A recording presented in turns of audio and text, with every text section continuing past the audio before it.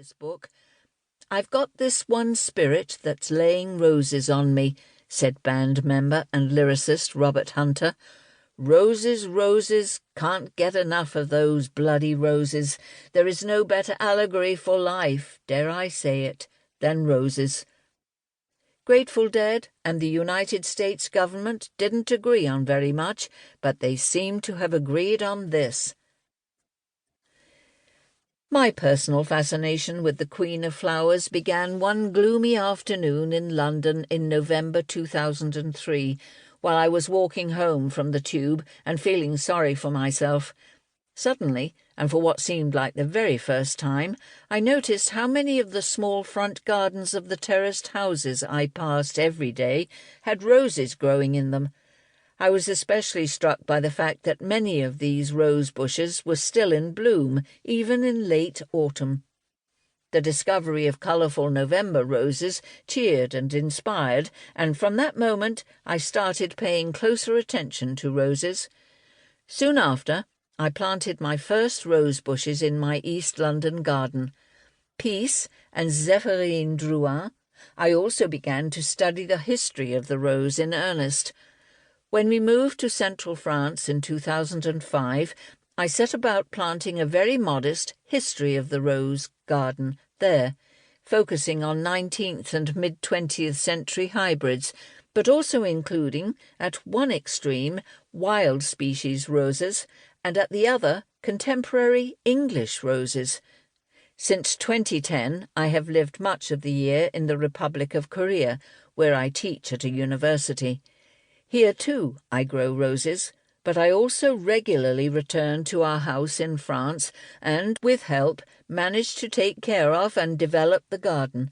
I'm certainly lucky that, on the whole, roses seem to thrive on neglect. By Any Other Name is not written by a botanist, horticulturalist, or an especially devout gardener. My professional background is fine art and art history, but an avid interest in the status of the rose as both a beautiful plant and a cultural icon has compelled me to write about it. This book, therefore, is the result of intellectual curiosity about the rose's hold on our psyche, combined with my emotional responses to the arresting presence of roses in our gardens and parks, and my experience of growing them. It is also founded on the belief that exploring this subject will illuminate much more than simply the Queen of Flowers. Introduction. Juliet. What's in a name? That which we call a rose, by any other name would smell as sweet. William Shakespeare, Romeo and Juliet. In May 1912, the 25-year-old English poet Rupert Brooke was sitting in the Café des Westins in Berlin, missing home and composing a poem that would become one of his best-loved, The Old Vicarage, Grantchester. In the poem, Brooke uses the tulip and the rose as metaphors for national character. The conformist Germans, he declares, live in a society where tulips bloom as they are told, while in his own homeland, unkept about those hedges blows an English unofficial rose. Earlier that same year, in Lawrence, Massachusetts, a strike of female textile workers became known as the Bread and Roses Strike.